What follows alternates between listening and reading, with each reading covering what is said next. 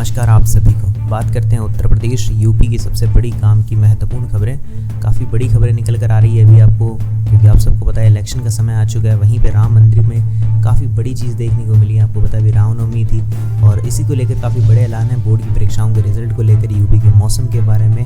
तो सभी खबरों को जानते हैं विस्तार से। शुरू करते हैं सबसे पहली बड़ी और महत्वपूर्ण खबर से। पीएफ खाते से अगर पैसे निकालने हैं तो उसके लिए नए नियम आपको मिलेंगे। जी हाँ, बदल दिए गए नियम।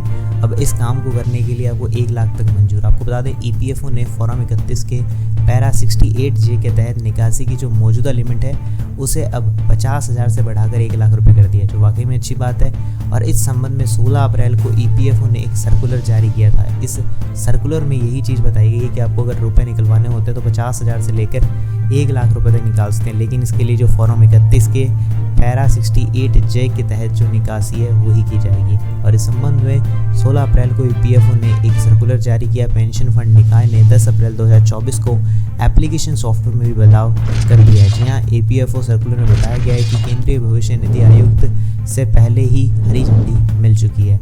इसके लिए और डिटेल में अगर कुछ पढ़ना चाहते हो तो आपको बता देना फॉर्म 31 क्या होता है। शादी से पहले ऋण लेना है और किसे मिलेगी राहत, आपको बता दें वो सारी चीज़ भी आप एक बार पढ़ सकते हो। मेडिकल ट्रीटमेंट के लिए आम लोगों को खर्च को देखते हुए केंद्रीय जो कई बैंक और फिनटेक कंपनियां तरह तरह के कदम उठा रही है। चलिए अब जानते हैं अगली बड़ी खबर। आतंकियों को घर में घुसकर मारेंगे, पीएम मोदी के बयान पर अमेरिका ने दी प्रतिक्रिया।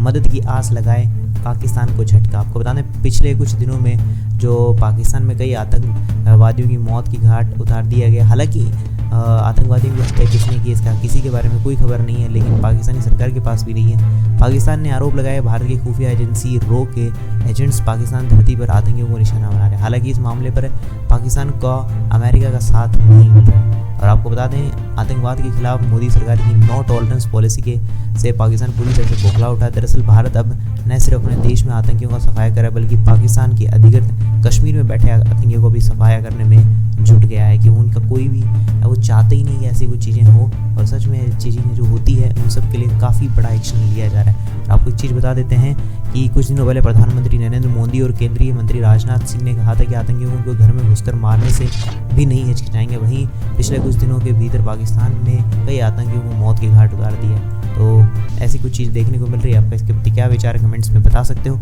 चलिए इसी के बाद जान लेते हैं अगली बड़ी खबर। वोटर को क्या करना है, क्या लेकर जाना है, बूथ पर पहचान पत्र क्या है, क्या विकल्प है, मतदान केंद्र पर क्या सुविधाएं। आपको बता देना चाहते हैं यूपी के अंदर लोकसभा चुनाव के लिए शुक्रवार 19 अप्रैल को पहले चरण के मतदान होने जा रहे हैं। जी हाँ, कई लोगों के पास तो मतदान पहचान पत्र नहीं है। ऐसे में चुनाव आयोग ने कई विकल्प भी सुझाए हैं कैसे देना आपको वोट। आपको बता दें जिसमें आपके पास में कुछ दस्तावेज जैसे आधार कार्ड, मनरेगा, जॉब कार्ड, ये सारी चीज़ें तो मैं स्क्रीन पे दिखा रहा हूँ। ये अगर है तो आप जाकर एक बार वोट दे सकते हैं और अपना वोट जरूर से दीजिएगा, क्योंकि ये हमारा सबसे बड़ा हक है। तो आज हमारे वोट हैं 19 तारीख को हमारे वोट हैं, तो पहले चरण के वोट होंगे तो उन्हें जाकर जरूर दीजिएगा और अच्छे से वोट देकर अपना मत बहुत ज़्यादा ज़रूरी है। चलिए इसी के बाद जान लेते हैं अगली बड़ी खबर।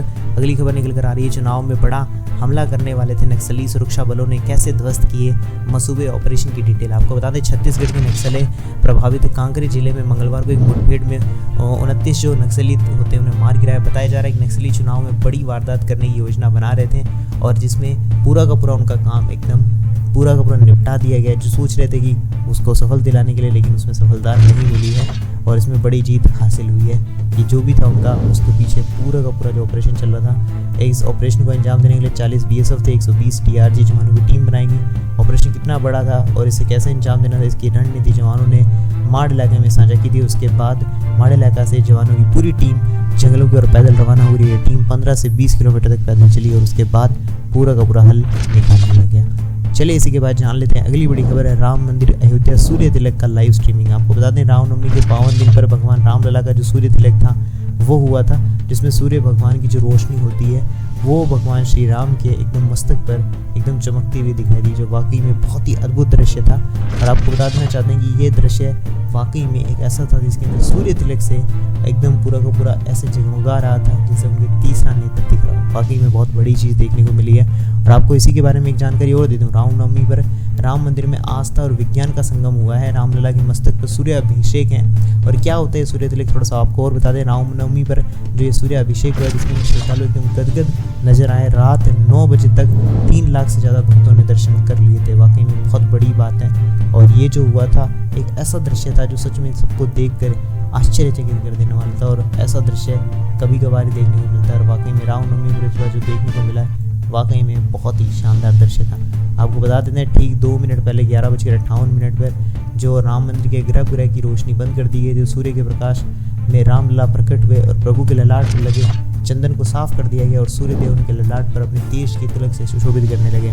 फिर मध्याह्न 12 बजे आरती शुरू हुई और जो कि लगभग 12:10 बजे तक चली। और इस बीच सूर्य का प्रकाश भगवान के ललाट पर 12:03 तक प्रकाशित रहा। तो वाकई में बहुत ही अद्भुत दृश्य था। आपको कैसा लगा मुझे कमेंट सेक्शन में जरूर से बताइएगा। चलिए इसी के बाद अब जान लेते हैं अगली बड़ी खबर।